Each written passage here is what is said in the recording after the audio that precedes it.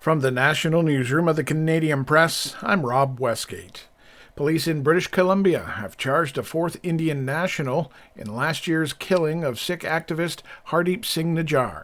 Investigators say Hardeep Singh was already in the custody of police in Ontario for unrelated firearms charges. The 22-year-old is the latest Indian national to be charged with first-degree murder and conspiracy to commit murder in the shooting death of Hardeep Singh last year in Surrey, BC. 3 other Indian nationals were arrested in Edmonton earlier this month. Prime Minister Justin Trudeau has said there's credible intelligence linking Nijjar's killing to India's government, something Indian officials deny. Emily Joveski, The Canadian Press. The wildfire outside of Fort McMurray is growing steadily, keeping thousands of local residents on edge.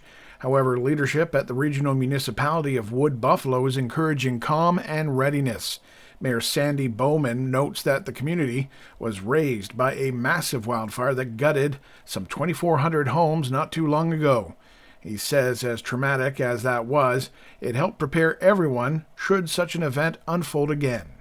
Meanwhile, smoke from one of northeastern BC's wildfires is causing headaches for residents in Edmonton.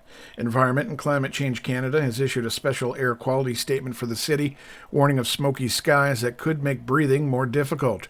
Lighter winds have improved the situation overnight, but the smoke is expected to return as the morning stretches on. By Sunday evening, things should get better, but conditions are likely to remain poor in some areas through Monday and possibly Tuesday. Israeli forces were battling Palestinian militants across the Gaza Strip today. Israel has portrayed the southern Gaza city of Rafah as Hamas's last stronghold.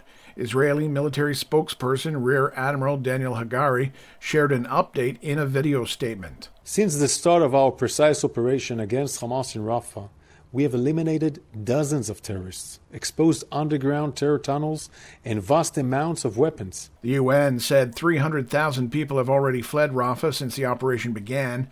Most are heading to the heavily damaged nearby city of Khan Yunis or Mawazi, a crowded tent camp on the coast where some 450,000 people are already living in squalid conditions. And finally, Roger Corman, the legendary filmmaker behind the original Little Shop of Horrors and many other classic independent movies, has died at the age of 98. Martin Scorsese, Francis Ford Coppola, and Canadian filmmaker James Cameron all worked for him early in their careers.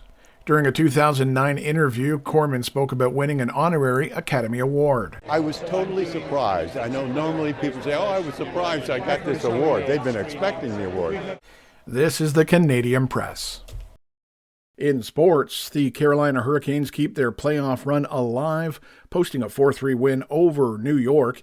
The Rangers, however, are still in control, leading the second-round series 3-1. Meanwhile, Dallas is leading their best-of-7 second-round series 2-1 after winning 4-1 over Colorado. Over to the Professional Women's Hockey League playoffs, the semifinals, Boston needing triple overtime to get a 2-1 victory over Montreal. Boston leads that best-of-5 series 2-0. Onto the hard court now, the second round of the NBA playoffs. Dallas beating Oklahoma City 105-101. Dallas leading that best-of-7 series 2-1. And it's another series that is tied 2-1 with Boston leading. The Celtics winning 106-93 over the Cleveland Cavaliers. And in MLB action, the Toronto Blue Jays rallied past the Minnesota Twins by a final score of 10-8. From the Canadian Press, I'm Rob Westgate. Thanks for listening. Don't forget to follow and subscribe. For more of today's top stories, visit thecanadianpressnews.ca.